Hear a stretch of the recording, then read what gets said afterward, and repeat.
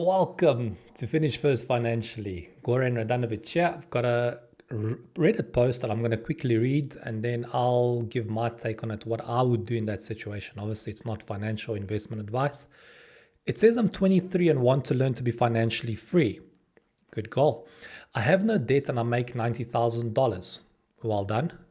I have $10,000 in my savings. My Roth IRA is maxed for 2025. I put all my college savings to max it out. I'm putting 11% into a 401k. Company has a 4% match, so a total of 15%. I've got 3 different credit cards for earning points and rewards. I think I'm much better off than most people my age, but I feel like I'm doing something wrong.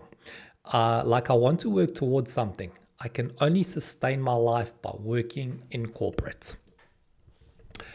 First of all, you are right when you say that you're doing better than most people your age. Certainly, with a $90,000 income and you've got no debt, which is fantastic. So when I set on the path to become financially free, the first thing that I got out of my way was the debt, because you can never be financially free as long as you've got debt. Debt is the number one enemy of financial freedom.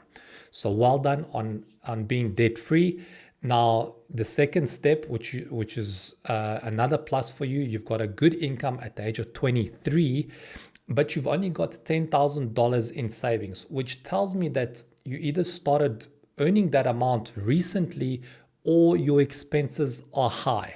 So the second step after getting out of debt, obviously I went and increased my income. And then the third step was to save as much as possible. I wanted to have a large savings account in case asset prices dropped, real estate prices dropped, stock prices dropped. I wanted to get into those financial markets at the best possible time, and I knew that I had to have cash for that.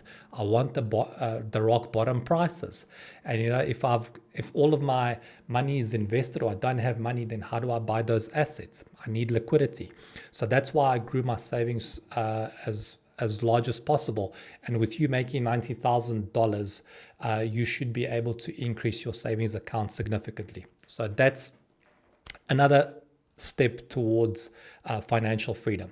Now, you're doing well on the investments. You're putting the 15% recommended into the 401k. You maxed out your Roth IRA. So you're thinking long term, which is great. You're not spending that money now, even though you're young.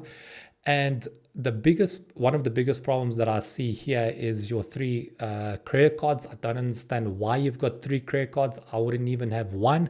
And the fact that you say you've got no debt tells me that you're paying them off at the end of the month. So why not just use cash?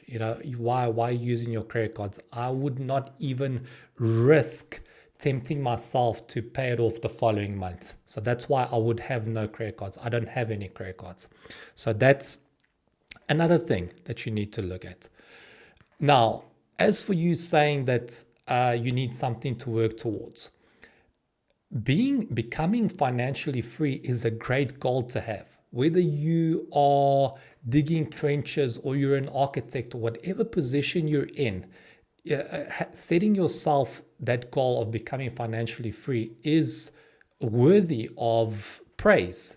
Don't feel that I'm in this position, so I'm not really making a contribution to society. No, if whatever position you're in, as long as you are working towards financial freedom, that's a great goal. There are teachers, firemen who retire wealthier than some high professionals because they managed to save their money and they're living a lot better than those people who are earning 6 figures and not saving anything.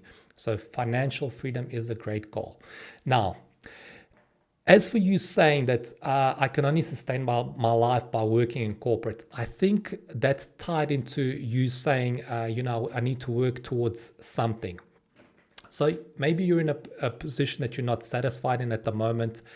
And another option that you can eventually look at is going into your own business. So don't feel that the corporate world is the only place that can pay me my 90,000 and I won't be able to substitute that income in any other industry or my own business. The way I would go about doing this is to first find out what it is that you really want to do. And it doesn't matter what other people in that industry are earning as long as you're passionate about it. Because when you're passionate about something, you're going to push through the tough times. And eventually, or like they say, money follows passion. So that's what I would look at. And I would find something that you're passionate about. Know what that is. Know that you can actually work on this for the next 20, 30 years because, passion is a long-term goal. But if you want to transition from your job to your business, what I would do is work on it at night, work on it on weekends, start making some kind of money while you still have this full-time job. You don't want to let go of $90,000 of income.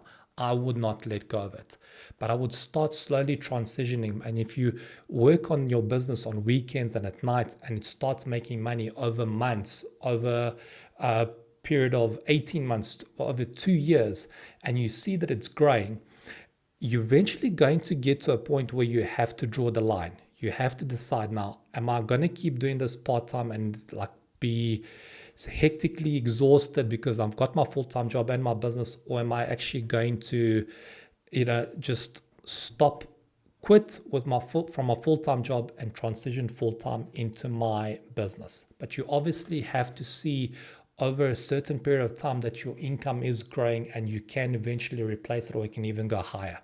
Now, at some point, when you do decide to transition from your full-time job to doing your business full-time, your business might not be earning you the 90,000 that you're currently making at your job.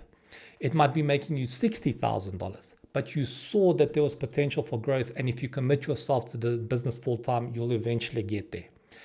And at that stage, you might feel that it's worth going into a business because the work that you're doing in your business is giving you fulfillment, is giving you meaning, it's giving you a purpose in life, and you're going to feel alive. And especially, that difference of 30,000 shortfall, you'll make up for it with the passion, with the love, with the enjoyment that you're doing, and you'll eventually get to the 90,000, even go beyond. So that's the kind of approach that I would take. I think you're doing well in terms of your investments, your savings. You need to increase that drastically. And obviously, I would not have any of the credit cards. As for the transition from job to business, I've given you some kind of idea that the approach that I took, that a lot of people do. Obviously, first step, find that passion, and then grow the business as a side hustle until eventually you can transition to it full time. I think you might need to learn how to decrease your expenses because your savings is not sufficient. So if you want to know how I decreased my expenses and grew my savings account exponentially, you can check out my book, From Homeless to Debtless with Savings. I'll put a link in the description below, and I wish you all the best.